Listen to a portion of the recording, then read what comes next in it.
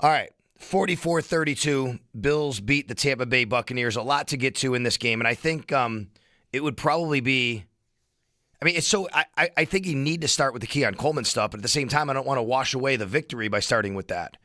I mean, this was a needed win. This was a win against a team that was a high-level opponent, a good team in the Tampa Bay Buccaneers that has a very, very good quarterback playing at an MVP level earlier in the year at least, and a defense that was giving up some big plays, and the Bills took advantage of that yesterday.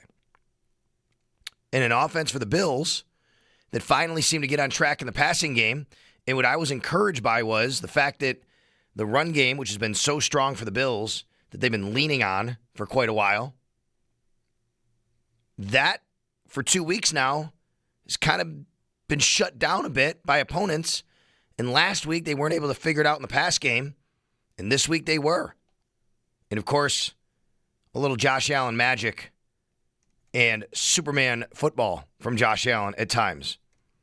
I mean, give credit to the whole offense and what they were able to do with Josh. But holy cow, the MVP played like the MVP yesterday. Josh Allen accounting for 6 total touchdowns. He ran for 3. He threw for 3. He accounted for 357 yards of offense. Threw a bad interception early, threw another one later that was deflected on a 4th down. And he was at his best when his team needed him to be. But part of the reason why he was at his best when his team needed him to be was because the cast around him stepped up to be more available in ways where we have not seen the cast around him be more available for him in weeks past. What do I mean by that? Out of structure, off-script plays, getting downfield, Tyrell Shavers, sitting down in the zone, Gabe Davis. I mean, the numbers are there, right? You take a look at the numbers. 19 of 30, 317. You take a look at 10 different targets, 9 different guys catching passes, a 43-yard touchdown, a 25-yard touchdown, a 52-yard touchdown. A couple of those were catches and runs, right? Shot plays down the field. The Bills actually had, if you go to arrow up, arrow down, I have it at WGR550.com. One of the arrows up I gave, if you didn't notice or didn't know the numbers, I'll give them to you. The Bills actually had, let me count them again, 1, 2, 3, 4, 5, 6, 7, 8 plays of at least 20 yards. I believe all were passes. 8 20-yard or more pass plays in this game. That's something that's been lacking and missing from this offense. But beyond the numbers, the eye test was there. The eye test of the passing game, it just looked better. It looked smoother. It looked more efficient. And that's what they need going forward. And who would have thought,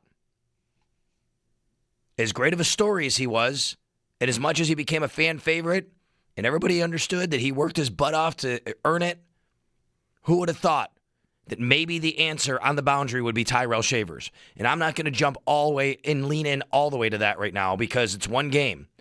But Tyrell Shavers mattered yesterday. He mattered. So did Gabe Davis.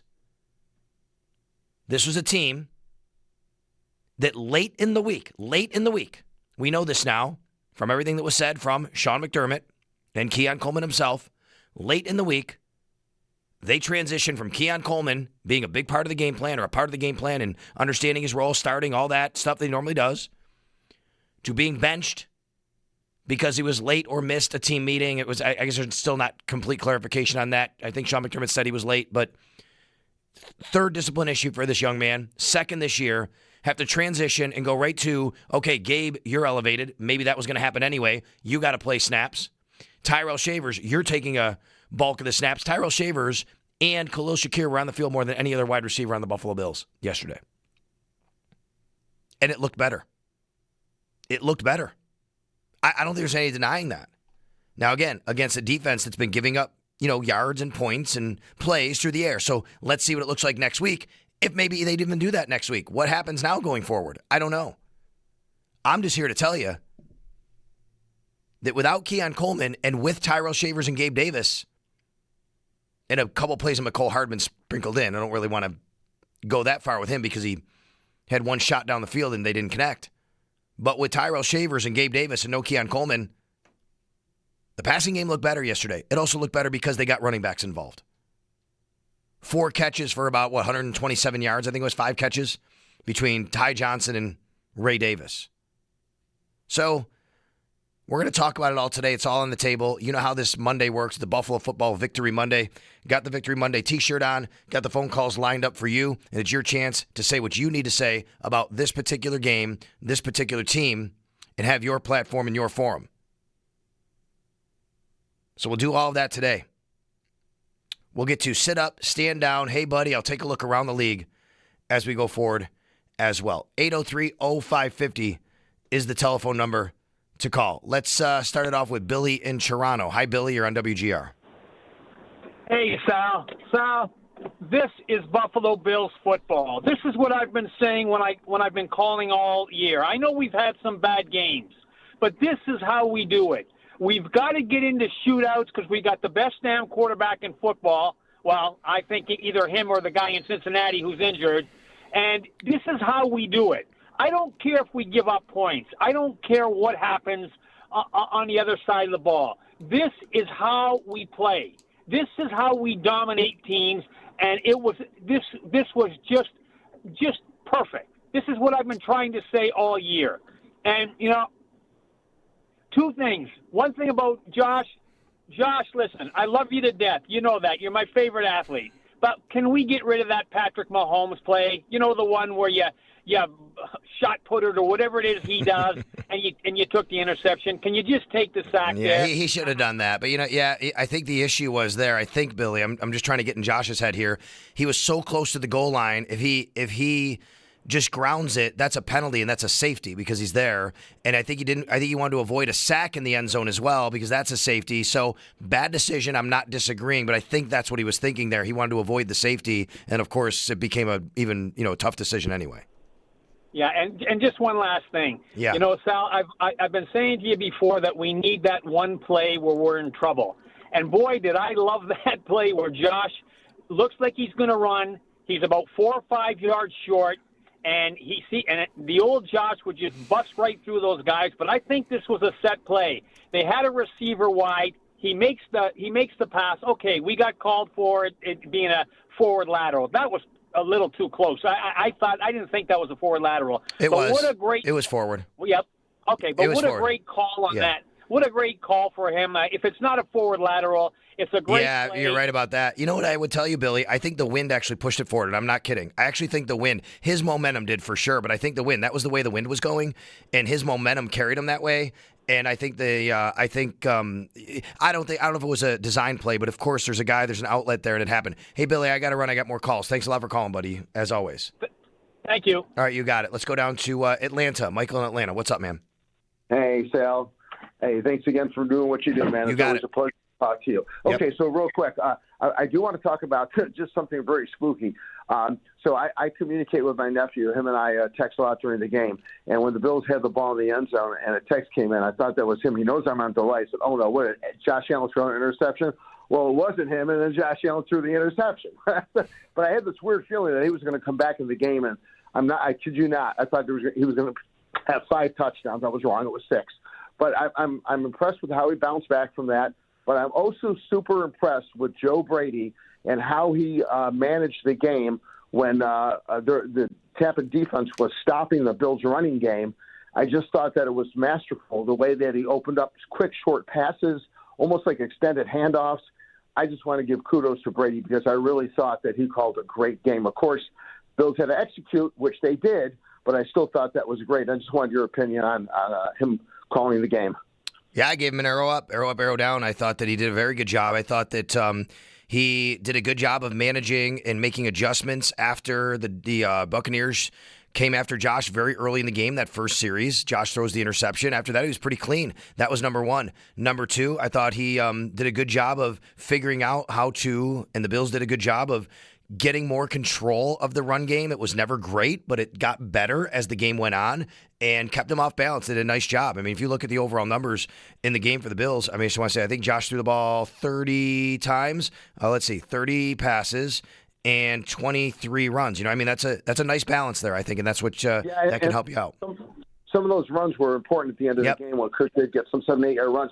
And one last thing, all this talk about week to week, and the greatest team, the worst team, all this stuff we're hearing from fans.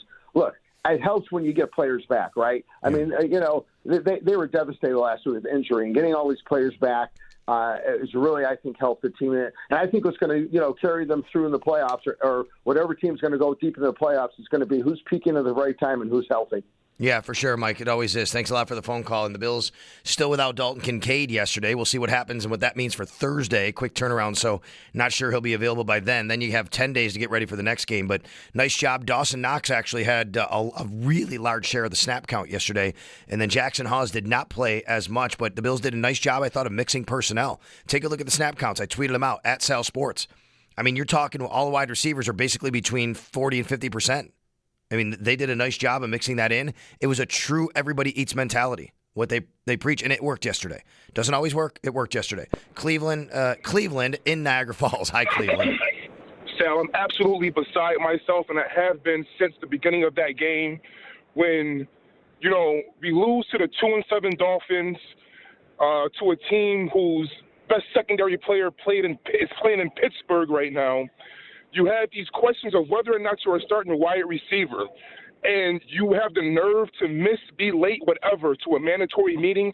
I just think that's and it's your third disciplinary action, and then we look so good in the passing game without you, which makes me think maybe the passing game had a problem because of you.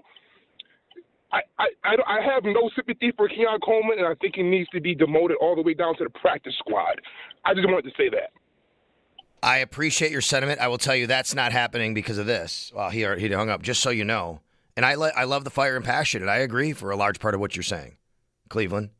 I'll touch on a couple things here. I mean, Keon Coleman needs to grow up. I'm not saying that just as Sal Capaccio. I'm saying that as what's being echoed from the locker room. You heard Deion Dawkins say that. Now, I will say the clip that's going viral with Deion and talking about that, Deion said a lot of great things about Keon, and the clip is being picked up of the negative kind of part of that, which is he needs to grow up. But he's not wrong. And Deion talked about, we got his back. And I talked with him, and hey, no more pats in the back. Time to grow up. I'm going to tell you, it's a sign of immaturity that he has not become quite the professional he needs to be. He needs to do that. He needs to become more of a professional, to understand this is a job, that people rely on you and your actions. Your actions as a professional football player impact other people's lives and careers around you. Every day, every meeting, everything you do on the field and off the field. This isn't just about Keon Coleman, the person. It's about Keon Coleman, the part of the organization. Keon Coleman, the teammate. What he does, how he acts, the things that the Bills have to deal with impact everybody around him. And I think he has to understand that, and he hasn't yet. Now, to your point, Cleveland, just so you know, he'd have to be waived to go to the practice squad. If he gets waived, he's just getting claimed. Now, I'm sure there's somebody listening going, I don't care, get him off my team. Well, the Bills aren't going to waive Keon Coleman and have him just lose him for nothing as a second-round pick last year. Because the reality is he's still a young man, and by all indications, he's a really fun, fine young man. He just hasn't learned how to be a professional yet and hasn't matured enough to understand that yet. And he needs to very quickly, now. Now's the time. Do it. At the end of the game, after the game, we caught up with him outside the Bills' locker room, and he just kept repeating, I just have to be better. Well, then be better. I asked him, when did you know you weren't going to play?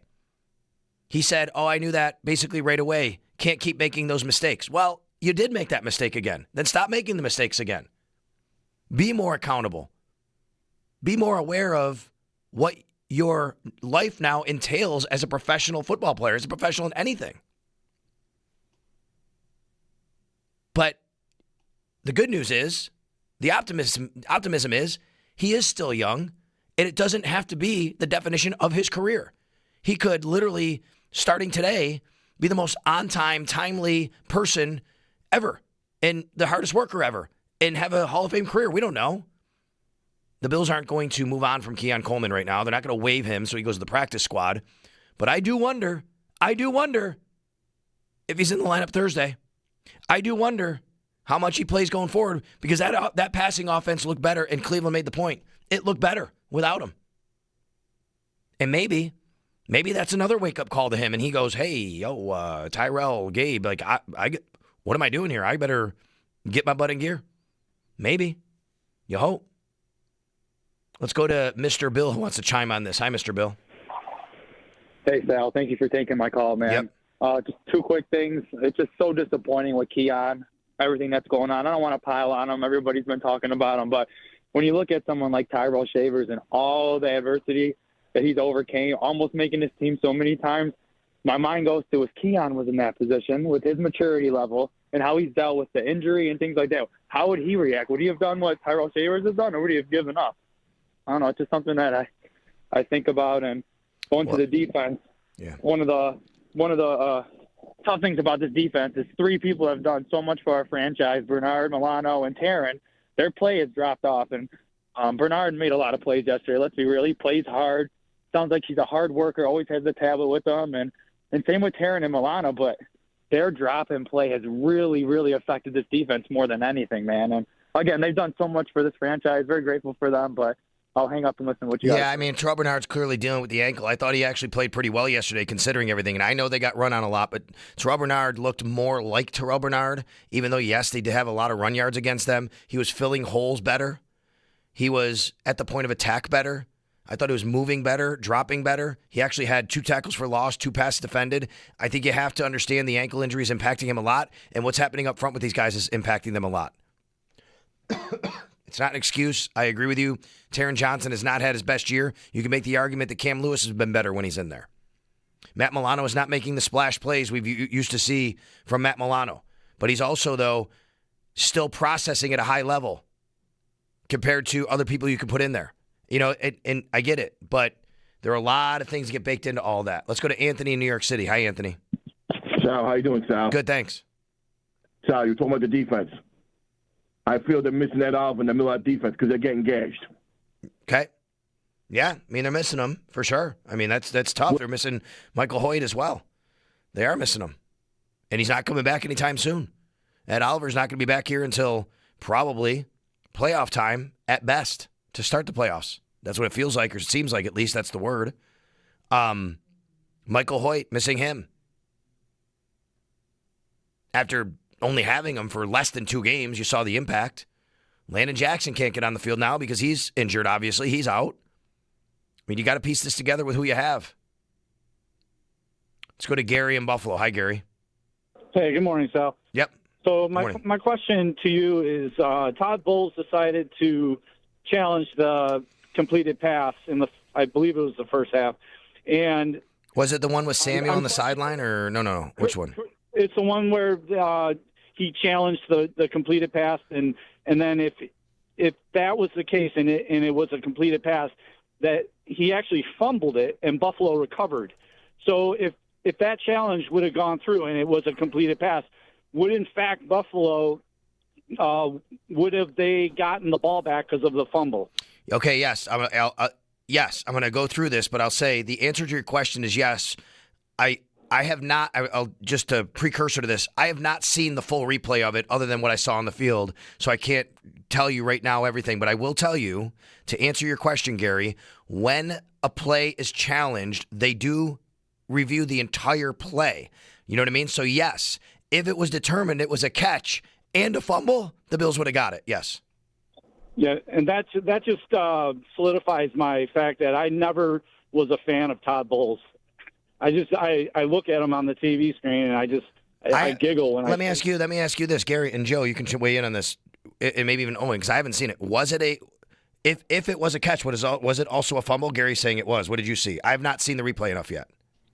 It could have been for sure. It was if it was going to be ruled a catch, it would have been a fumble. Okay, that's what he's saying, right? I don't think it was. I don't think the ground caused it. It was out and about before. So Gary, it looks like you got a couple of guys here agreeing with you because, like I said, I have not looked at it yet in detail. I only saw the replay on the board, and I immediately said, "Oh, that's not a catch," and I didn't think about the second part of it. You know what I mean? Right. Well, thanks for answering that. Thanks. Yeah, you got it. The answer to the question Gary's asking is, if he wins the challenge, isn't it a fumble? Yes, because the whole play is reviewed, actually. So if they determine it's a catch, they have to say it's also a fumble, because you can't just say, we're going to give him the catch and not the fumble. That would not make any sense. Oh, and I cut you off, but you saw the same thing? Yeah. Okay. I saw essentially the same. Okay.